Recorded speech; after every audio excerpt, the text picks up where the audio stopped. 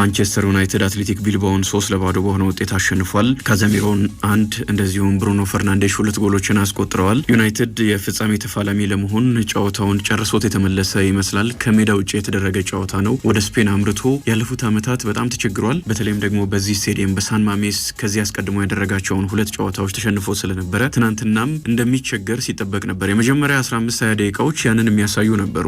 አትሌቲክ ቢልባዎች የጀመሩበት መንገድ በጣም የሚያስደንቅ ነው። ኳስ ማንቸስተሮች እንዳይቀበሉ እንኳን ለማድረግ ጫና ፈጥረው ሲጫወቱ ነበረ። በፍጥነት ኳስ ነጥቀው ሙከራዎችን ለማድረግ ነበረ ሲሞክሩ የነበሩ። ፈጣንም ተጫዋቾች ስላሏቸው በተለይ የመስመር አጥቂያቸው ኒኮ ዊሊያምስን ጨምሮ ወንድሙም እንደዚሁ ይገኛል እና በጣም ፈጣን ተጫዋቾች ያሉበት ቡድን ነው። ፊት መስመር ላይ ፈጣን ተጫዋቾች አሉና ማንቸስተር ዩናይትዶችን በማደናገር ኳስ እንዳይቀበሉ በማድረግ ጫና በመፍጠር ነው የጀመሩበት መንገድ የሚያስፈራ ነበረ። የነበረውን ግምት የሚያሳይ ነበረ።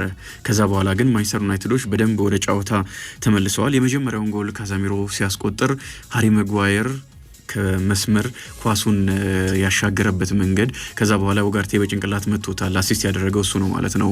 ካዛሚሮ በጭንቅላት ነው ጎሉን ያስቆጠረው። ግን ሃሪ ማጓየር ከመስመር ያሻገረበት መንገድ ይህንን ተጫዋች በተደጋጋሚ እንድናደንቀው የሚያደርግ ነው። በዓለም አቀፍ ደረጃ የሱን ያክል መሳለቂያ የሆነ ተጫዋች ያለ አይመስለኝም። በርካታ ተጫዋቾች ብዙ የእግር ኳስ ደጋፊ ተሳልቆባቸዋል ይታወቃል በዓለም አቀፍ ደረጃ።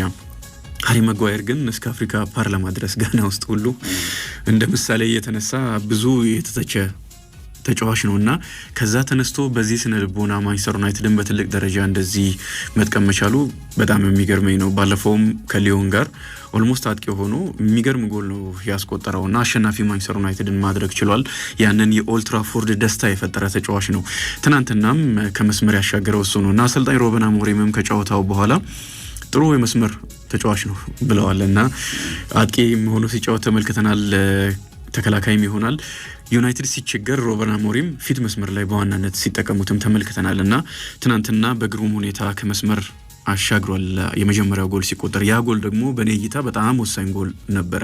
ጨዋታውንም የመቀየር ኃይል የነበረው ነው። ከዛ በኋላ በፍጥነት ነው ሁለተኛውን ጎል ሲቆጠር በፍጹም ቅጣት ምት እንዲገኝ ያደረገውን ጫና ማንቸስተር ዩናይትዶች የፈጠሩትና ሆይሉን ላይ ቪቪያን ጥፋት ሰራ።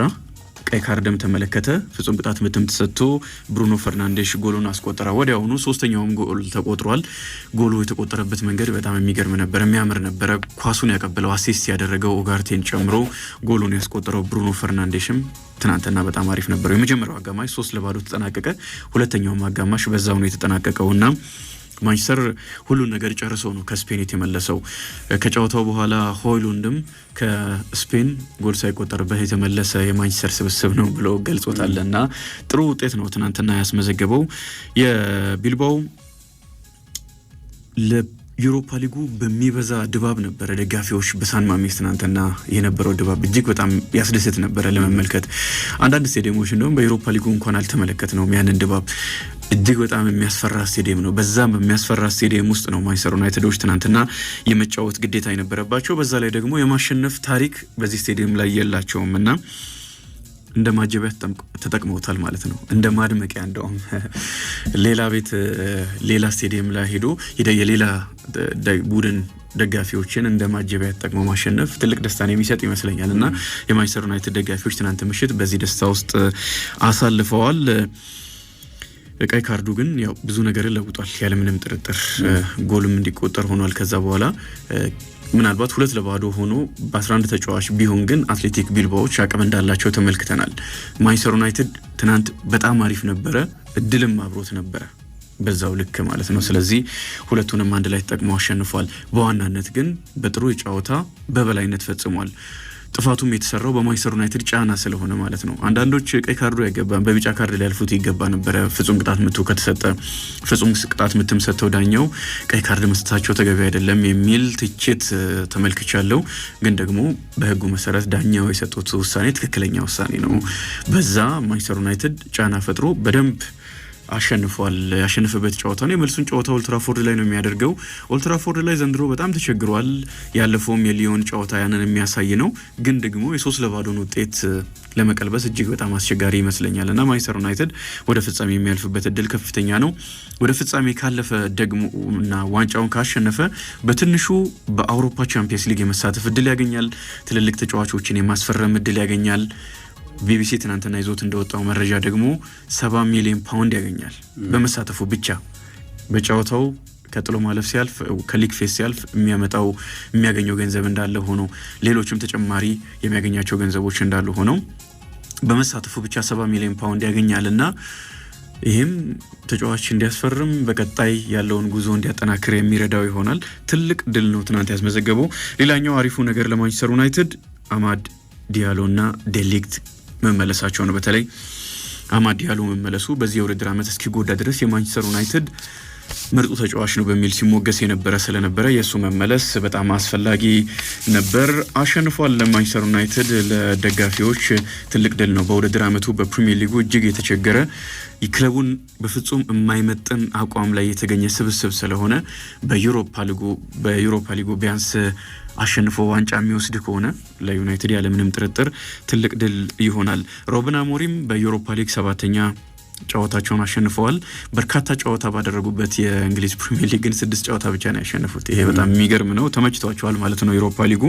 በእርግጥ በአውሮፓ መድረክ ከስፖርቲንግ ሊዝበን ጋርም 4 ጨዋታዎችን መርተው 3ቱን አሸንፈው አንዱን አልተሸነፉም። በአጠቃላይ በውድድር ዓመቱ በአውሮፓ መድረክ ሩበን አሞሪም አልተሸነፉም።